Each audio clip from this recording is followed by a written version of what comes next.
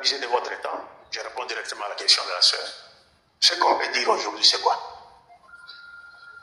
Avant de donner vraiment la réponse, je remercie d'ailleurs le mouvement d'Allah de m'avoir invité, de nous avoir invités, de nous avoir honorés de leur invitation. Barakallahu fikum wa jazakumullahu khairan jazaa. Mais il faut faire très attention, vous êtes jeunes. Imaginez un seul instant, par exemple, il y a des jeunes filles ici qui sont voilées à le mouvement d'Allah et aussi des jeunes gens. Mais vous vous faites appeler mouvement d'Allah. C'est fort, hein? Mouvement d'Allah. Je suis venu même avec un frère dans l'ascenseur, j'ai vu un logo là, c'est écrit Allah. C'est bien. Mais imaginez un seul instant que vous êtes un garçon, vous appartenez au mouvement d'Allah, vous portez les t-shirts et un logo Allah. Et puis, dans les quartiers, on vous connaît comme un escroc, un menteur, un coureur de jupons. Mais à quoi vous servirez de vous faire appeler mouvement d'Allah? Je ne dis pas que c'est vous. Je vous interpelle seulement. Pour que, lorsque vous vous permettez de vous faire appeler mouvement d'Allah, c'est-à-dire cette appellation-là, c'est-à-dire il y a des devoirs et des droits à cette appellation. Et vous devez être informé par rapport à cela. Pour que ça ne soit pas un simple slogan. Cela va de même pour les jeunes filles. Vous pouvez voir des jeunes filles voilées, mouvement d'Allah. Ah, vous êtes dans quelle association? Mouvement d'Allah. Quel groupe? Mouvement d'Allah.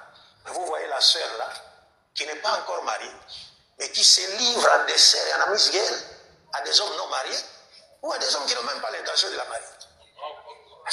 Comment toi tu peux appartenir dans le mouvement d'Allah à des comportements ainsi? Le mouvement d'Allah, c'est lorsqu'un homme vous rapproche, vous approche, oh bon, il veut juste vous avoir. Érotique. Vous dites non, non. Si vous êtes sincère, allez voir mes parents. Parce que c'est là où on reconnaît les escrocs. Un escroc, il suffit de vous-même, ce n'est pas un problème. Mais allez voir mes parents, voici l'adresse de la maison ici. Si c'est un escroc, il n'ira pas. Il n'ira pas. Alors il faut faire très attention. Parce qu'en se faisant appeler le mouvement d'Allah, vous devez incarner en vous les vraies valeurs spirituelles et morales de l'islam, qui feront de sorte que même les musulmans et musulmanes qui ne font pas partie de votre mouvement, et même d'autres qui sont même des non-musulmans, ils ne sont même pas des musulmans, mais à partir de votre comportement, de votre façon de vivre, votre façon de parler, ils se sentiront attirés par quoi? Par l'islam. Parce que la dawa, ce n'est pas seulement la parole. Hein. D'ailleurs, la vraie dawa, c'est les comportements pratiques sur le terrain. أعوذ بالله من الشيطان الرجيم بسم الله والحمد لله والصلاة والسلام على رسول الله رب اشرح لي صدري ويسر لي أمري واحلل عقدة من لساني يفقهوا قولي. Recevez Assalamu alaikum wa rahmatullah ta'ala wa barakatuh, la salutation des habitants du paradis, laquelle constitue une transcendance de toute barrière linguistique, dépoussiérée de toute connotation géoépidémique, que la paix et la bénédiction de la première cause, sans cause qui cause les causes, sans être causé. Celui qui crée sans modèle préexistant, Allah Azza wa Jal, soit avec vous, alhamdulillahi rabbil alamin.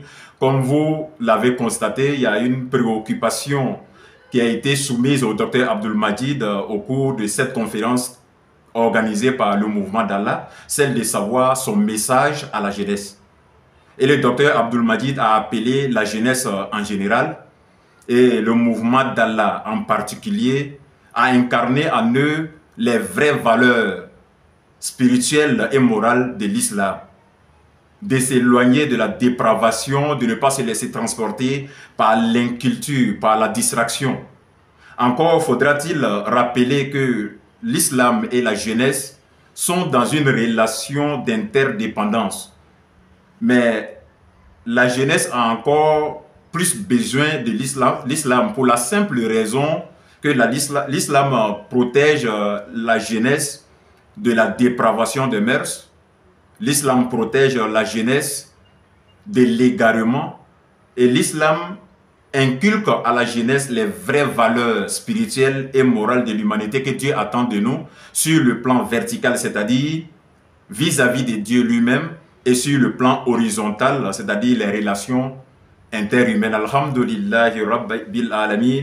Le message est assez conscient, c'est pourquoi nous aimons ces cheikhs, ces juridis, ces prédicateurs en général, le maître Abdul Majid. Vraiment, alhamdulillah, j'ai aimé la vidéo et j'aimerais partager cette vidéo avec vous. J'espère que cette vidéo vous aura été utile.